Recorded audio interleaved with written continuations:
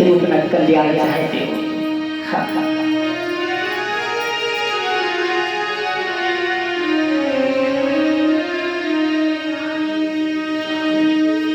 तो कहाँ प्रसंग चल रहा था कि सत्तो माया तजी न जाइए, तजने का एक उपाय मेरी माता है क्या, एक नाम प्रभु का और सत्संग।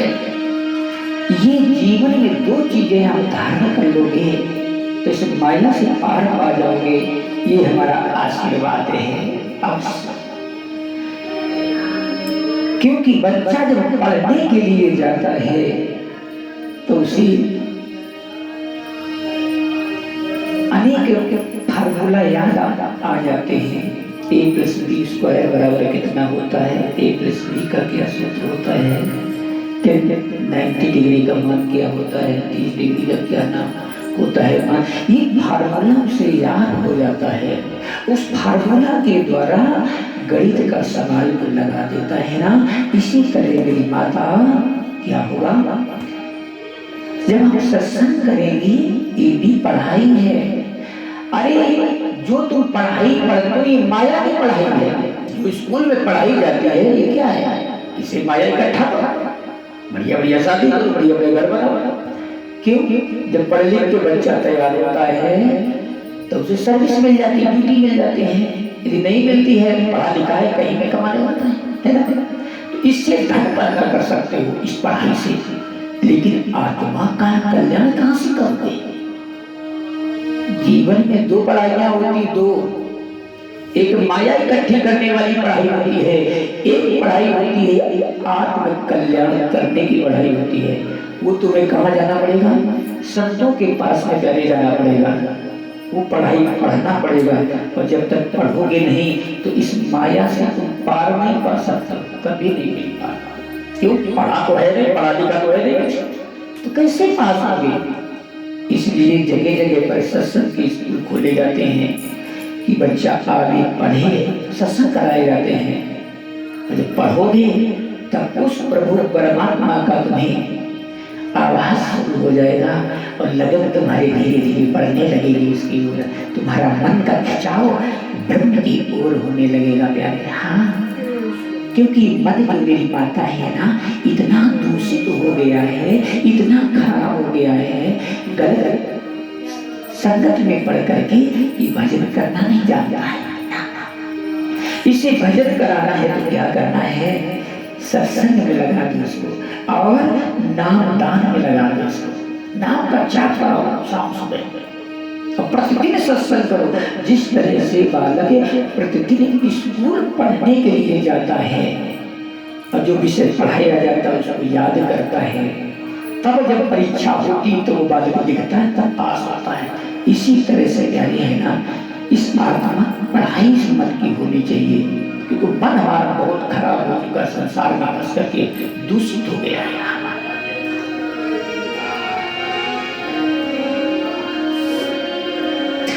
यदि तुमने तपस्या भी माता किया है, यदि तुमने सत्संग नहीं किया है तो इस भवसागर से पार नहीं हो पाओगे। ये भी बात सत्य है। कुछ लोग महात्मा बताते हैं कि नाम का जाप करो। मैंने एक दिन इस पर चर्चा कर रहा था, मैं अपनी आत्मा से बात, कभी कभी होता है कल बैठ कर पूछता हूँ, क्योंकि अंदर इसके बहुत कुछ है। इसे पूछा करो कभी एकांत में बैठ करके कि मैं क्या आकार करूँ, विचार किया करो, ये सब ही तुम्हें आकलन देगी। हाँ हाँ, क्योंकि ब्रह्म में अंदर बैठा हुआ है। तो आत्मा के अंदर एक बात माता ही बता रही, क्या बात है कि जैसे लोग कहते हैं माला का जाप करो, सुमिरन करो, सुमिरन करो। मैं इस पर चर्चा करने लगा कि सुमिरन करो बस इससे का कल्याण हो जाएगा। नहीं नहीं,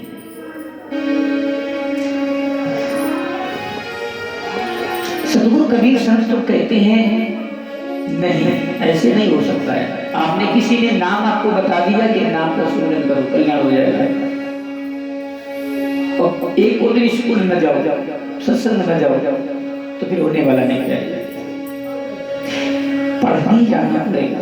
सत्संग में ये बताया जाएगा कि नाम की सदैव जाप करना चाहिए। ये तुम्हें ज्ञान ही नहीं, उसका भी ज्ञान करना पड़ेगा।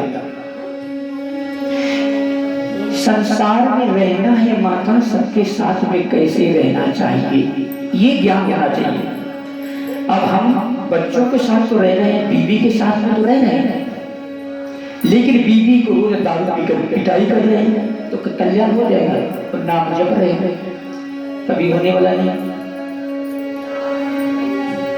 इसकी सुधार होना चाहिए।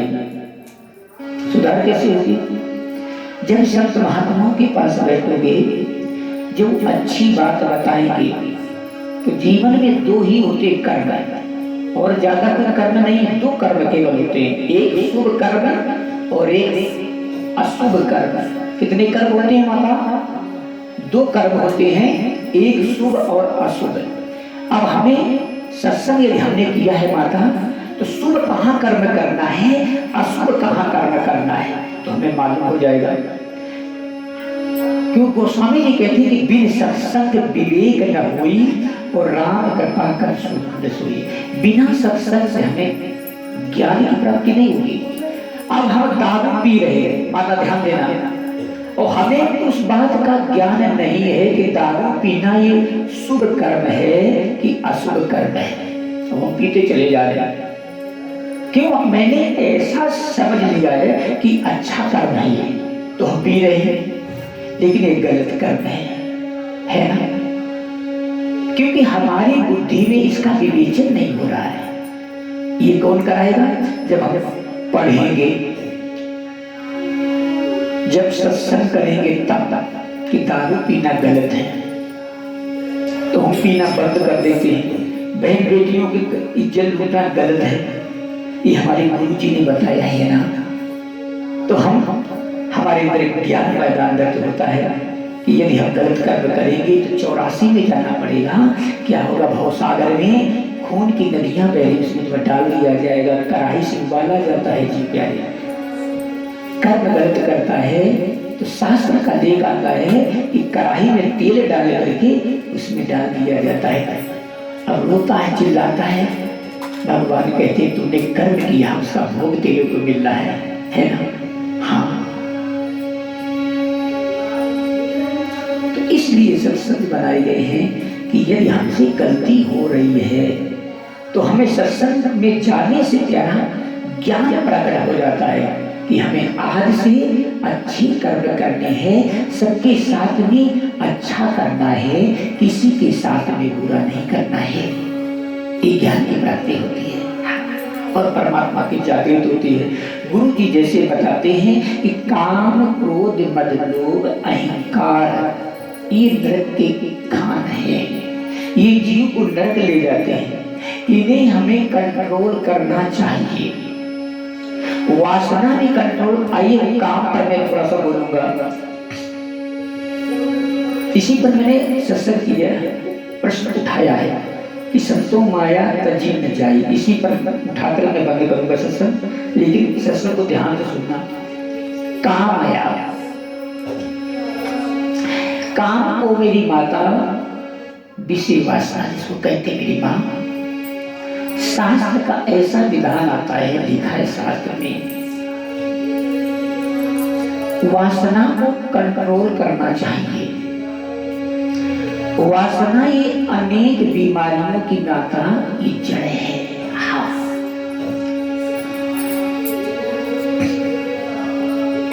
जायज ना जायज, वासना को जायज रखें, ना जायज ना हो जाए कि उसमें इतना लिप्त हो जाए, इतना लिप्त हो जाए कि उसके बिना हम जिंदा नहीं रह पाए। यही माया हो जाती है, हम फंस जाते हैं। बस पहले का नियम मेरी माता होता था। पहले का नियम क्या होता था बताऊं?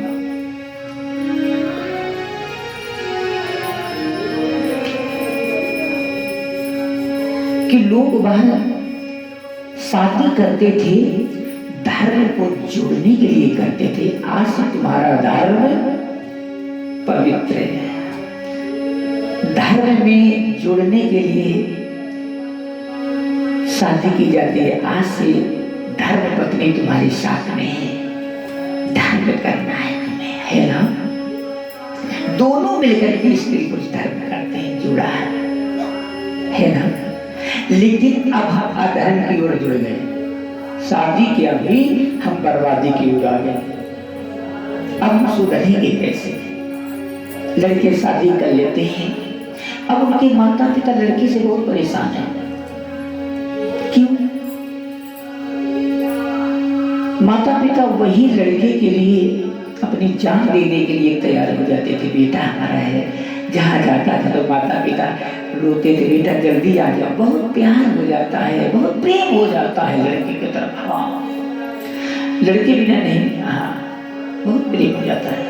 लेकिन वही माता पिता जब लड़के की शादी होती है तो वही माता पिता दुश्मन लगने लगते हैं। हाँ, ऐसा क्यों? ऐसा क्यों है? क्यों? ब्रह्म का खंडन हो रहा है वहां। विद्युत धारणे में जीवनम, विद्युत त्यागने में मरणम। मन भी समान हो रहा है, ज्ञान क्षीण हो रहा है, वासना पैदा हो रही है, वासना के अणु घर में उड़ रहे हैं। अणु जिसके हवा के द्वारा नाक के अंदर जाएंगे मस्तिष्क तक, तो मालूम क्या होता है? मस्तिष्क में मेरी माता तुम्हारा बिगाड़ शुरू होने लगता। वहां से तुम्हारी अंदर भी वासना तेजी से दौड़ करने लगती है। इसीलिए संत महात्मा घर गृहस्थी में बहुत कम जाते हैं, तो जंगल निकल जाते हैं। यदि रहेंगे तो कमरा एकांत पकड़ना बहुत कम, और भजन करते रहेंगे, जंगल पकड़ लेते हैं कि मैं बच्चों इससे। हाँ, इस इच्छा सीखो।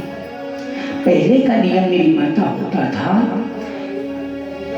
धर्म के जोड़ने के लिए, पुत्र का जन्म देने के लिए शादी की जाती थी कि वंश कैसे चलेगा। लेकिन आज के लोगों ने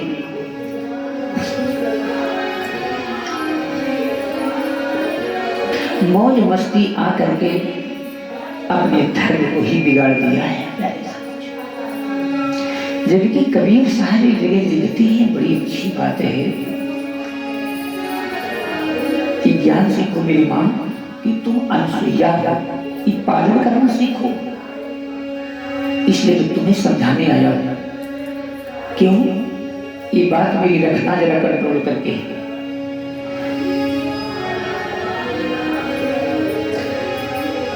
नारी की छाया पर आंधी होती भुजंग, कबीरा उनकी क्या गति जो नारी की निकली संगे। कबीर साहब कहते हैं, मेरी माता नारी की छाया पर अंधी होते भुजंग, कबीरा उनकी क्या गति जो नित नारी के संग। कबीर साहब कहते हैं, उस पुरुष की दशा क्या होगी जो रात दिन स्त्री के साथ ही रहता है। वो तो परमात्मा ही जानता है। क्यों? कहते हैं गर्भवती की स्त्री की छाया एक काले सांप पर पड़ जाए मेरी मां, तो सांप क्या होता है? अंधा हो जाता है। इतना तेज उसके अंदर होता है, हाँ अंधा कर देता है, सांप अंधा हो जाता है। और कबीरा उनकी एकाग्रता जो नित नारी के संग, उनकी तो परमात्मा ही जानता क्या हाल होगा आगे। इसलिए साहब कहते शादी करना कोई बुरा नहीं है, अच्छी बात है, लेकिन उस पर धर्म का शादी करने से पहले अपने गुरु के पास जाओ, गुरु का सत्संग करो, उसकी शिक्षा सीखो, ट्रेनिंग लेना चाहिए। अरे सबका है कि ट्रेनिंग होती, किसकी कोई ट्रेनिंग नहीं लेता है। शादी की भेजो ट्रेनिंग। हाँ, स्त्री के साथ में कैसा व्यवहार करना चाहिए, कैसा धर्म का पालन करना चाहिए मेरी माँ, क्योंकि शास्त्र में लिखा है। और आज इसीलिए बाहर का डाउन हो रहा है। हाँ, इसीलिए बीमारियां सब फैल रही। बीमारी का जड़ यही है, कहीं बीमारी नहीं किया है, बस यही बीमारी, कोरोना, यही सब बीमारी फैल रहा है आज संसार बढ़ रहा है। देखना तो साहब जो है ना बता रहे हैं, बड़ी अच्छी बात आ गई। शादी करने के बाद मेरे सत्संग करो, ट्रेनिंग लो उसकी कि स्त्री के साथ में कैसा व्यवहार करना चाहिए।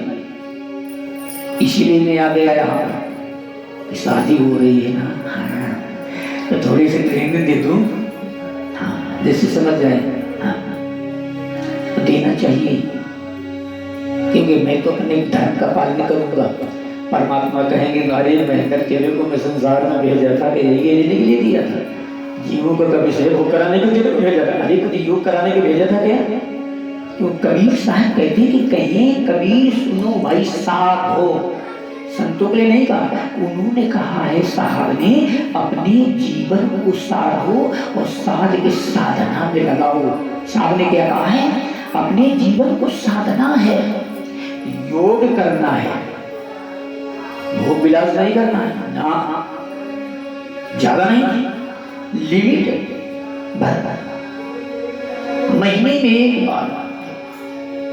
वैसे तो पहले का शास्त्र आता था 6-6 महीने हो जाते थे, ब्रह्मचर्य का लोग पालन करते थे, ऐसा विधान तो शास्त्र में लिखा है। और जो इसका पालन करता है मेरी माँ, वो जीवन में कभी, मैं आज दावा देकर कहता हूँ, बीमार होएगा नहीं, बीमारी खत्म। अरे कोई बाहर से जीवाणु तुम्हारे हवा के द्वारा नाक के अंदर जाएगा तो तुम्हारी अंदर वो शक्ति ब्रह्म तेज है जिसको परमात्मा से मिलाता है। मेरी माँ, आवाज में करो मेरी माँ, आवाज में करो, ध्यान के सुनो, मैं अच्छी बात आपको बता रहा है, बता रहा हूँ, ध्यान देना। जब कोई बाहर से अभी कोरोना फैला था, लोग बार को सिक्का लगाने लगे, हाँ, पहले बैलों को लगाया जाता था, अब आदमियों को शुरू हो गया है, हाँ, और सब लगाए घूम रहे हैं। ऐसा क्यों? इतना इस समय कीटाणु फैल चुका है गंदगी का, वो हवा के द्वारा कीटाणु उड़ रहे हैं, हवा के द्वारा उड़ रहे हैं, और तुम्हारे नाक के द्वारा अंदर चले जाते हैं। तो ये क्या फैलाते हैं? विष फैलाना शुरू कर देते हैं। यदि तुम्हारे अंदर वो ब्रह्म तेज की शक्ति नहीं है माता, तो वो जीवाणु तुमसे हमला कर देगा, और हमला करके तुम्हारे जीवाणुओं को मार देगा अंदर, और अपना राज्य फैला देगा, राज्य करना शुरू कर देगा कि अब तो हमारा राज्य, खाओ दवा, रात दिन दवा खाओ, लेकिन ठीक नहीं हो रहा है, ठीक ही नहीं होगा तो। क्यों? इतना बलवान वो जीवाणु हो चुका है, जल्दी जल्दी मरता भी नहीं है। शास्त्र का लेख ये बता रहा है, संत लोगों की आकाशवाणी कह रही, शास्त्र में आया है, आगे का समय मेरी माता इतना खराब आ रहा है, बता रहे हैं, आदमी डॉक्टर सब फेल, कोई दवा काम खत्म, मरो, कोई दवा काम ही नहीं करेगी, इतनी भयानक रोग फैलेंगे प्यारे। ऐसा समय आ रहा था, अपने को बचाना बड़ा मुश्किल का काम हो जाएगा मेरी माँ। इसलिए मेरी माँ, एक ही फार्मूला को मैं देने आया हूँ सत्संग, ये फार्मूला बना लेना मेरी माँ। कितनों बड़े कोरोना आ जाए, कितनी बड़ी बीमारी माता आ जाए, वो मैं छू नहीं सकती कभी, तभी नहीं छुएगी। क्या करना है कि कहीं कबीर सुनो भाई साधो, कहीं कबीर सुनो भाई साधो, अपने जीवन को साधना में बस लगा देना है, बस कोई रोग नहीं माता होगा, आनंद में जीवन तुम्हारा व्यतीत होने लगेगा, और शांति हृदय में आ जाएगी। क्रोध कभी पैदा नहीं जल्दी जल्दी होगा। क्रोध कब पैदा होता है बताओ? बीमारी से। जिसके ब्लड प्रेशर ज्यादा हो जाता है उसको क्रोध बहुत आता तेजी से, हाँ, जिसे शुगर का रोग हो जाता है उससे बहुत क्रोध आता है। मैंने पंजाब में देखा कि महात्मा तो शुगर को पीड़ित बहुत क्रोधी होते हैं, हाँ, दवाई से चलते थे, संतों ने ऐसा नहीं करे। हाँ,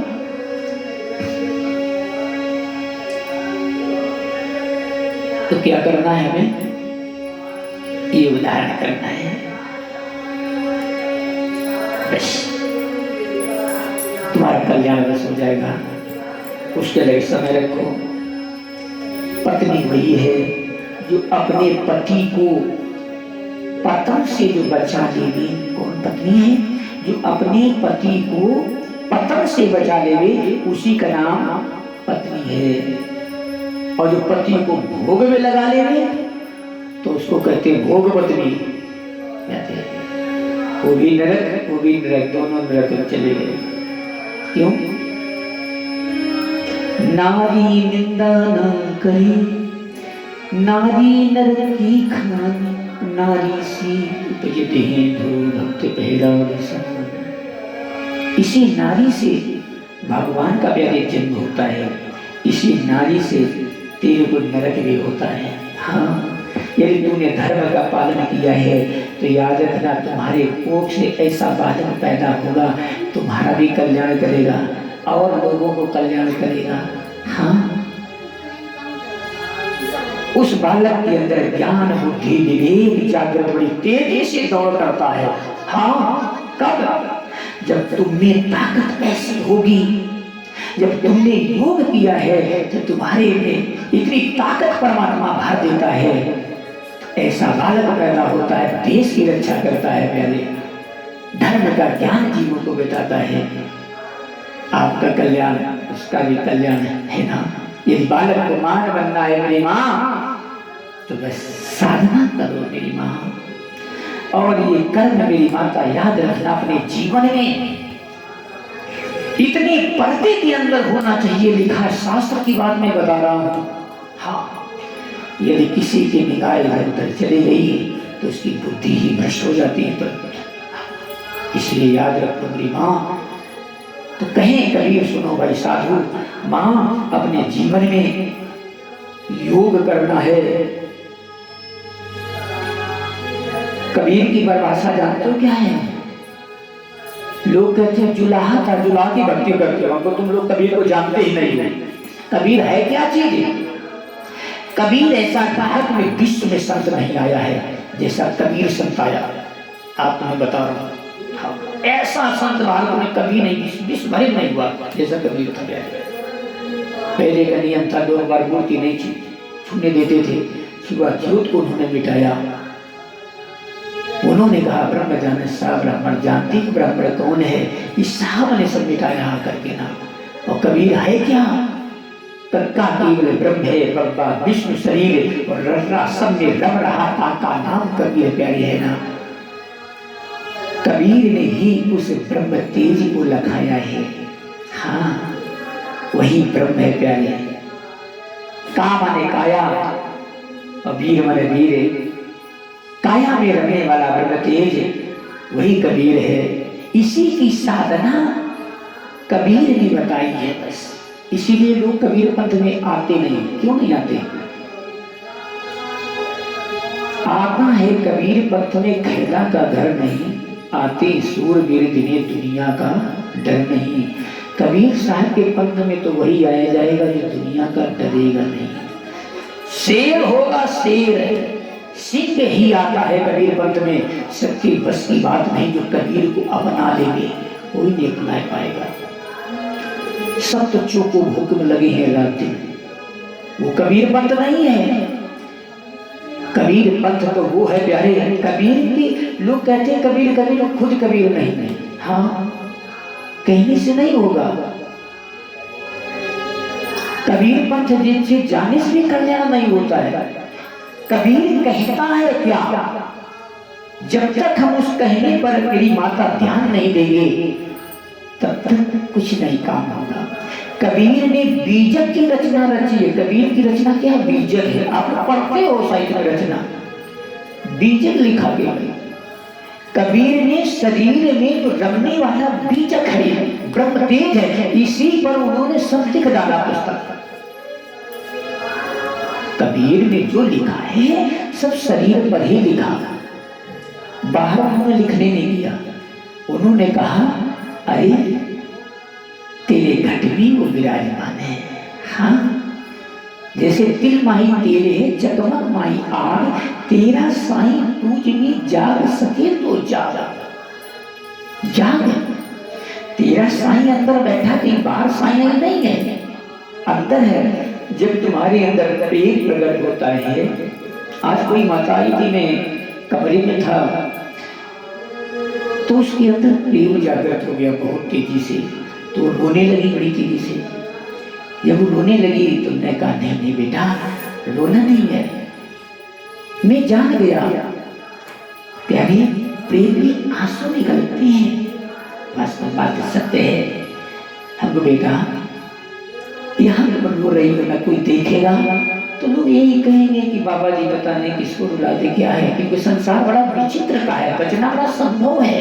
हमने कहा बेटी रो नहीं पूछे ना, भगवान का ध्यान करो, हाँ,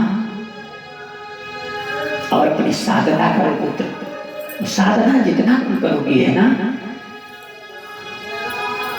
उतनी शांति तुम्हारे जीवन में आएगी पुत्र। मैं अपने बच्चों को कभी पुत्र ही बोल देता हूँ, और वास्तव में पुत्र का ही स्वभाव। जिस रीति शिष्य बन जाता है तो गुरु बाप हो जाता है और शिष्य पुत्र बन जाता है। प्यारे पुत्र पिता का नाता हो जाता है उस दिन। तो मैं पहले पुत्र को समझाया ना, यदि रोना है तो मैं तुम्हें बता रहा हूं सबके सामने रोने से काम नहीं होता है ना। रोना है उसकी याद करके कभी एकांत में रो लिया करो, एकांत में रोया करो, फिर देखो क्या आनंद आता। प्यारे मैं जब भजन करता था मेरी माता में बहुत रोता था, लोग मेरे को कोई आज तक नहीं जान पाया तो तुम रोते हो क्या करते हो, अब तो हंसता रहता हूँ।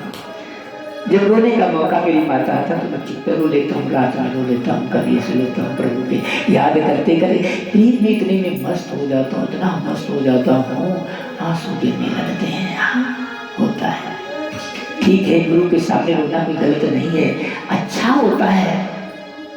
हाँ प्रेम को दर्शाना अच्छा होता है, लेकिन कुछ मर्यादा ऐसी होती है ना जो उस मर्यादा का पालन करना पड़ता है। जैसे राम थे मेरी माता, उन्होंने मर्यादा का पालन किया। लोग कहते रहे क्या कि सीता को रावण रख लिया, और राम ऐसे जो दोबारा सीता को अपने पास रख देते हैं। कहाँ इनकी मर्यादा गई? जिसने सीता को रावण रखा रहा, अपने घर में रखा रावण ने, अशोक वाटिका में रखा इतने दिन, और फिर वही राम ने सीता को अपना लिया। ये कैसे राम है? हमें तो नहीं समझ में आता ना। अरे तो उसका त्याग कर देना चाहिए। ये बात धोबी जो है अपनी धोबनी से कह रहा था, रात्र का समय था, रजत जो था ना, अपनी पत्नी एक दिन कहीं रात को चली गई और बेचारी आई तो रजत क्या करता है, धोबी लिया डंडा मारते मारते उसको गिरा जा, इतना धोबी को मारा, धोबी ने बेचारी वो गिर पड़ी।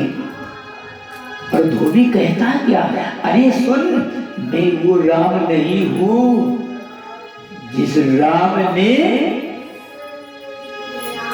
सीता को रावण हरण कर ले गया, अपने कक्ष में रखा, फिर राम ने अपना लिया, मैं तेरे को नहीं अपना सकता। ये बात जो है प्यारे राम के पास पाने में पहुंची सुबह। राम ने कहा ये क्या हो रहा है मेरे साथ में?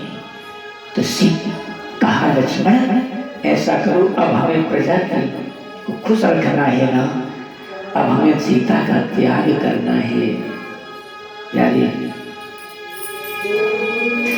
जबकि सीता ने अग्नि परीक्षा भी दी सब कुछ, लेकिन लोग नहीं माने। प्यारे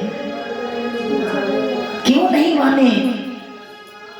क्यों? राम को मर्यादा का पालन करना था, वाली मर्यादा। इसीलिए राम ने कहा था कि अब के द्वापर में हम मर्यादा ही छोड़ देंगे। बड़ा मर्यादा में कष्ट पड़ता है, लोग मानते नहीं है ना। कितना उनको अच्छा बताओ फिर भी तुम्हें दोष ठहराएंगे। प्यारे अब ऐसे नहीं है महाराज, लेकिन फिर भी कहेंगे नहीं ऐसा नहीं ऐसा है। तो इस मर्यादा को बचने के लिए प्यारे राम ने क्या किया, धन्य जनता। जाने क्या क्या जनता बोलती रहती है। तो संत को मर्यादा का पालन करना ही पड़ता है प्यारे। क्या किया जाए? हाँ, तो अपने शिष्यों से कभी कभी मैं कह देता हूँ, मेरी बहन बेटियां कभी एकांत में मिलने के लिए आती तो मैं कह देता हूँ कि पुरुष साथ में लाया करो, और दूसरी बात जल्दी मिल करके जल्दी निकल आया करो, है ना। हाँ, क्योंकि संसार में मेरी माता बड़ा समय का परिवर्तन हो रहा, मैं देख रहा हूँ। जो नहीं उसको भी दोष लोग लगा रहे हैं, महात्माओं को जेल में डाल, पता नहीं क्या क्या लोग कर रहे हैं। कभी नहीं, ये क्या है? तुम्हारी परीक्षा हो रही है। संत को जेल में डालना शिष्य की परीक्षा होती है। हाँ, लोग कहेंगे कि गुरु ठीक नहीं है, और तुम में यदि भाव गलत आ गया कि गुरु के प्रति, तो गुरु की निंदा हो गई, तुम नरक जाओगे, चले जाओगे। इसमें कमी नहीं है क्या? इसलिए जितने आसाराम के जो पक्के शिष्य हैं, राम रहीम के जो पक्के शिष्य हैं, रामपाल के जो पक्के शिष्य हैं, वो कभी अपने गुरु की निंदा नहीं करते हैं। भले रामपाल कहते हो तो कहीं भजन कर रहे हैं, वो खुद जानते हैं कि ऐसा नहीं है हमारे गुरुदेव, हमने गुरु जी से अपना गुरु माना है, अपने अंदर को भाव नहीं हमें करना चाहिए। और जो कच्चे चेला बने हुए तो वो तो आश्रम तक जाना तो छोड़ दिया। अभी मैं गया रामपाल के यहाँ साइड में, तो वहाँ देखने के लिए गया। मैंने सोचा कि तो जो बस पर बैठे थे तो मेरे से कहने लगे, बाबा जी कहाँ जा रहे हो? आपको मैं आश्रम देखने के लिए जा रहा हूँ। मैं समझे सुना ये है, अरे कल वहाँ ना जाना बंद है। अरे कल ऐसा छेड़ा था, जाने क्या कर बोलने लगे। अरे वो ऐसा ऐसा कर्म करता था, हमको आप चीले थे कि नहीं थे?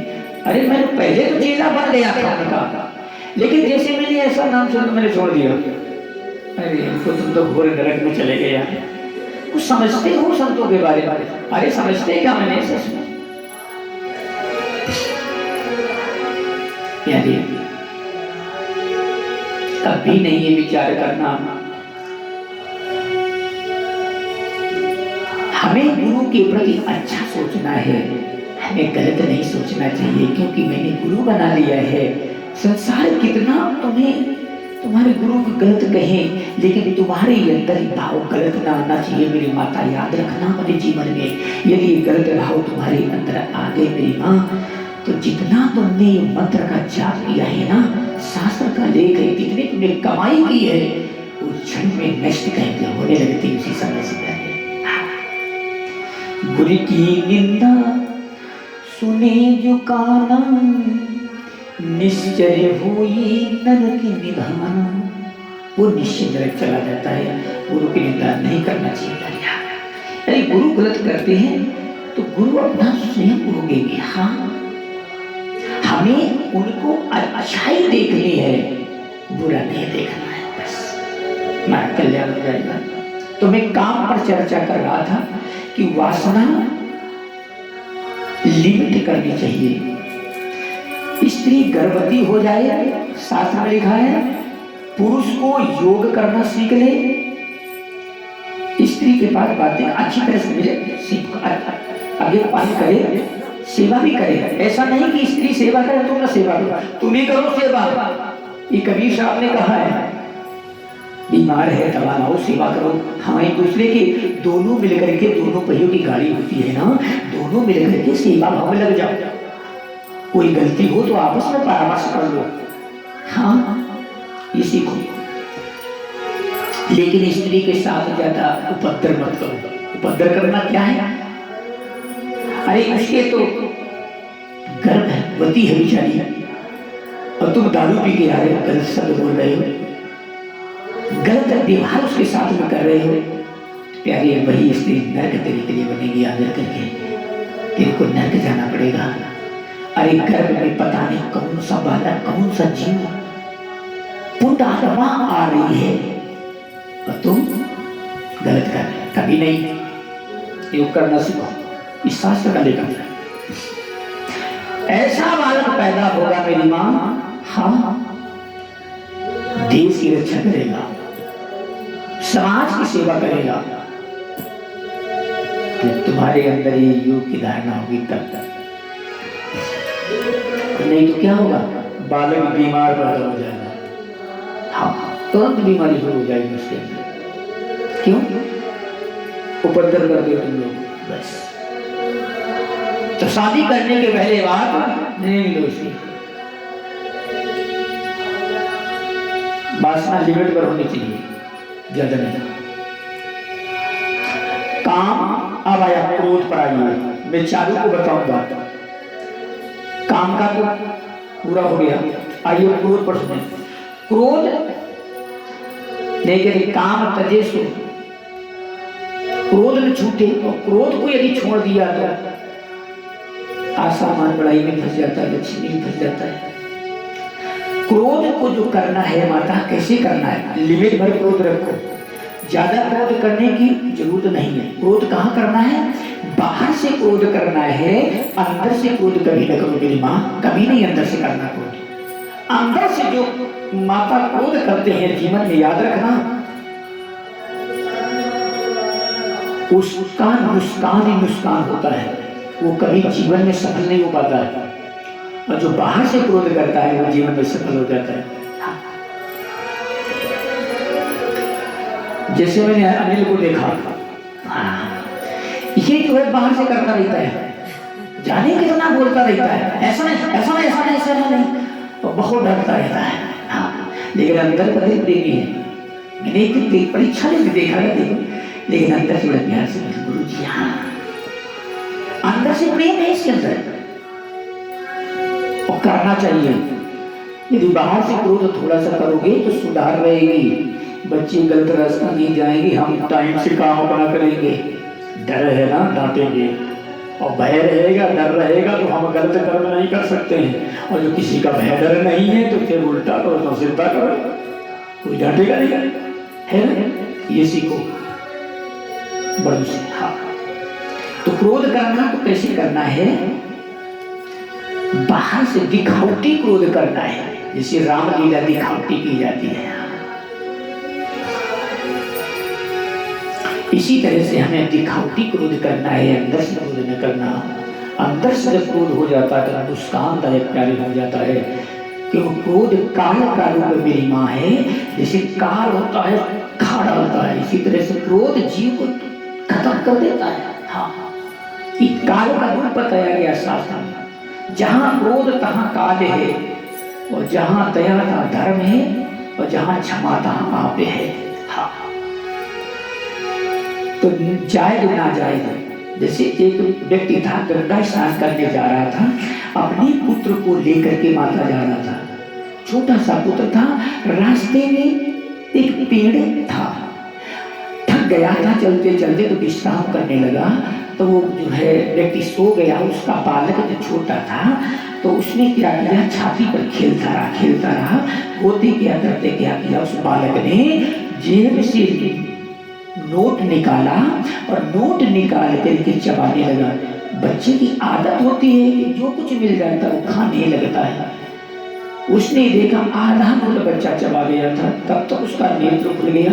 देखा, अरे ये तो मेरा सौ का नोट ही खा गया।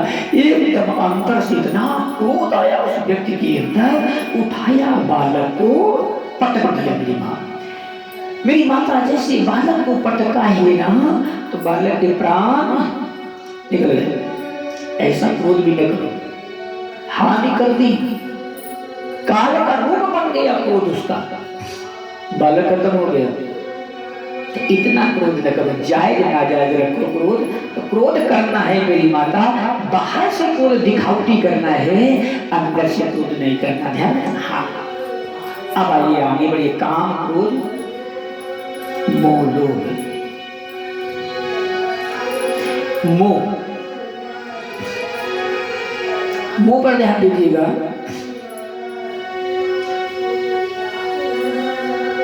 मोह करना है कितना, जायज ना जायज। जायज रखना है मोह, ममता जायज रखनी है, ना जायज नहीं है। कैसे?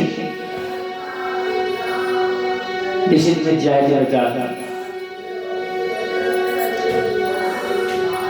जैसे नेपाल में भूकंप आया, उदाहरण के लिए आपको बताऊंगा, क्योंकि जल्दी समझ में बात नहीं आती थी को, क्योंकि कथा तो आ जाती समझ में, सत्संग जल्दी आ जाए तो कल्याण हो जाए उनका।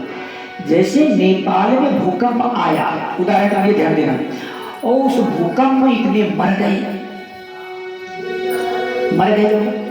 लेकिन हम अखबार पढ़ते जाते हैं, चाय पीते जाते हैं, चाय में टेस्ट ठीक है, सीठी बढ़िया चाय, अखबार में पढ़ रहे हैं कि इतने नेपाल में भूकंप से दब करके मर गए, लेकिन कोई कष्ट नहीं हुआ हमें कोई कष्ट नहीं, इतने मर गए लेकिन कोई कष्ट हमें नहीं है। और हम चाय पीते जा रहे हैं, अखबार पढ़ते जा रहे हैं। और इधर घर की स्त्री यदि तुम्हारी बीमार हो जाए तो हम चाय को कौन कर पानी भी छोड़ना शुरू कर देते हैं और कहते हैं हे देवी मैया तुम ठीक हो जाओ, है ना, तो हम पानी पिएंगे, है ना। ये क्या है, ये क्या बताओ। हाँ बिल्कुल सत्य बात, ये इतना मोह है। अब वो बीमार है, पानी तक नहीं पी रहे, भोजन तक नहीं खा रहे, लेकिन वहां नेपाल में इतने मर गए, उसका कोई वो नहीं, चाय पी रहे, थोड़ी सी नमकीन ले लिया, थोड़ा बिस्कुट ले लो, खा रहे, कोई वो नहीं है, इतने मर गए। अखबार में क्या पढ़ा कि नेपाल में इतने ध्वस्त हो गए, मकान मर गए, लेकिन कोई दुख नहीं है। क्या है,